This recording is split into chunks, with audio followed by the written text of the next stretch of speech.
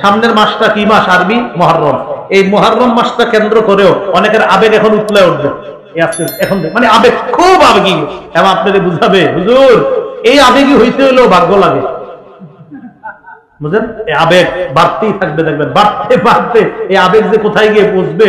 শুধু কি আবেগ, যখন দেখবে যারে নিয়ে আবেগটা, তার কবর তো বাংলাদেশে নাই, এর একটা কবর বানায় ফেলবে দেশে, বানায় এটা নিয়ে আপনার এটা কলা দিবে, আম দিবে, জাম দিবে, কাঁঠাল দিবে, টাকা দিবে। কারে দেয়? কি এক আজীব মস্তিষ্ক নিয়ে বসবাস করে। কবরের সামনে একটা বাচ্চা বৈশা বৈশা করে, স্যার 10টা টাকা দান করেন। দান করে না, ওই কবরে মরা মানুষটা দিকে 10,000 দিয়ে। জিন্দা মানুষ কত চাইছে? 10। আরে জিন্দা মানুষ কত টাকা চাইছে? 10। দেয় নাই 10। মরা মানুষের দিছে কত? 10,000। এ বলেন না, মরা মানুষের দিছে কত? স্যার 10টা টাকা দেন, পেটে খিদা। দেয় না, মরা মানুষের দিয়েছে 10,000। এই সমস্ত অসুস্থ মস্তিষ্ক কবে আমাদের বুঝে আসবে বলে? বেদাত থেকে বাঁচার উপায়, বেদাত থেকে বাঁচার 1 নাম্বার উপায় বাস মুহাম্মদ সাল্লাল্লাহু আলাইহি সাল্লামের পূর্ণ আনুগত্য করা। বলেন কার আনুগত্য করা? মুহাম্মদ সাল্লাল্লাহু আলাইহি সাল্লামের পূর্ণ আনুগত্য করা। সহিহ বুখারী ৭২৮০ নম্বর হাদিস। এই হাদিসে আছে রাসূল সাল্লাল্লাহু আলাইহি সাল্লাম বলেন, কুল্লু উম্মতি ইয়াদখুলুনাল জান্নাহ ইল্লা মান আবা। আমার উম্মতের সবাই জান্নাতে যাবে, তারা ছাড়া যারা অস্বীকার করে। সাহাবীরা বললেন, অস্বীকার কারা করে? নবী বললেন, মান আতাআনি দাখালাল জান্নাহ, যে আমার আনুগত্য করে সে জান্নাতে যাবে। ওয়া মান আসানি ফাকাদ আবা, যে আমার নাফরমানি করে সেই অস্বীকার করলো। তো অস্বীকার যে করবে সে সুন্নাহের বাহিরে চলে গেল। আল্লাহ আমাদের সকলকে নবীর সুন্নাহ মেনে নবীর আনুগত্য করার তৌফিক দান করেন।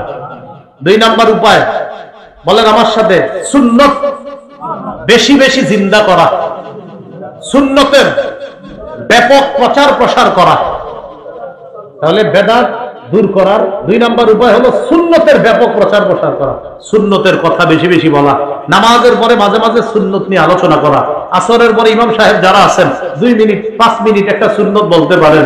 আমাদের যাত্রাবাড়ি শায়েখের আপনার বই আছে, আপনার কিতাব আছে, 1 মিনিটের মাদ্রাসা। 1 মিনিটের মাদ্রাসা, এটা আপনি প্রতিদিন পড়ে শোনান। 1 মিনিটের মাদ্রাসা মানে ওই নামাজের পরে সবাই বসবে, 1-2 মিনিট একটু কথা শুনবে। এই এলাকাবাসী যারা আছেন, আহার এই মানুষগুলা কোথায় যাবে? তো আশেপাশের ইমাম সাহেব যারা আছে তাদের প্রতি আবদার থাকবে, আপনারা প্রতিদিন আসরের পরে আপনি যেভাবে সুন্দর হয় আর কি, মানে আমার একটা আবদার রইল আর কি, আসরের পরে 2 মিনিট 3 মিনিট একটু একটা কিতাব পড়ে শোনায় দেন যে, প্রিয় মুসল্লি ভাইয়েরা এখন একটা সুন্নত আপনাদেরকে শোনায় দেওয়া হবে। তো এই সুন্নতটা আপনি তাকে বলেন, 1 দিন বলেন, 2 দিন বলেন, 3 দিন বলেন। আরে কে জানে আপনি 10 দিন 5 দিন 15 দিন 20 দিন বলার পর হতে পারে তিনি ওই কাজ শুরু করে দিয়েছে, আমল শুরু করে দিয়েছে। এই জন্য প্রতিদিন কিছু কিছু সুন্নত আমরা শিখবো।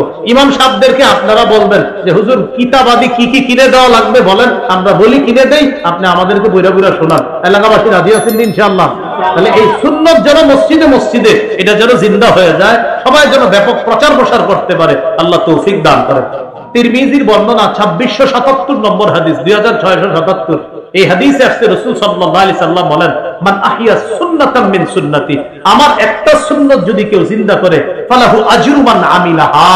কোন ইমাম সাহেব যদি একটা সুন্নত প্রচার করে, এই এলাকার 100 মুসল্লি যদি ওই সুন্নতটা পালন করে, ওই ইমাম সাহেবের আমলনামায় 100 জনের সওয়াব আল্লাহ দিবেন। তাদের সওয়াব কাটা হবে না, মিন গায়রি আইয়ুনতাকাসা মিন উজুরিহিম শাই, তাদের সওয়াব থেকে একটু কাটা হবে না, তাদের সমপরিমাণ সওয়াব সুন্নত জিন্দাকারীর আমলনামায় আল্লাহ দিবেন। ঘরের মা বোন যারা আছে তাদেরকে এই সুন্নতের কিতাবগুলা আপনারা কিনে দেন, তারাও যেন সুন্নত শিখতে পারে। সাধারণত কবর কেন্দ্রিক বাড়াবাড়ির প্রতি আমাদের মা বোনদের অনেক আগ্রহ আছে। মা বোনরা একটু নরম, হয়তো এদেরকে যেমনি বুঝে মনে করে আহারে না জানি কি আছে সেখানে। এইগুলা করতে গিয়ে আপনার এই কবর কেন্দ্রিক বাড়াবাড়ির মধ্যে মা বোনরাও লিপ্ত হয়ে যায়। খুব মন দিয়ে শোনেন, আল্লাহর কাছে মনোনীত ধর্ম ইসলাম পালনের একটা কিতাব আছে, কোরআনেই আছে কি মানতে হবে, কোরআন এবং হাদিস অনুযায়ী ইসলাম মানবো। কি করা যাবে না? বাড়াবাড়ি। আর কি করা যাবে না? ছাড়াছাড়ি। এই বাড়াবাড়ির একটা অন্যতম বাড়াবাড়ি আমাদের দেশ সহ অনেক জায়গায় চলে, এটার নাম কি? বেদাত। বলেন তো, ইসলামের মধ্যে ইবাদতের নামে নতুন কিছু আবিষ্কার, এটার নাম কি?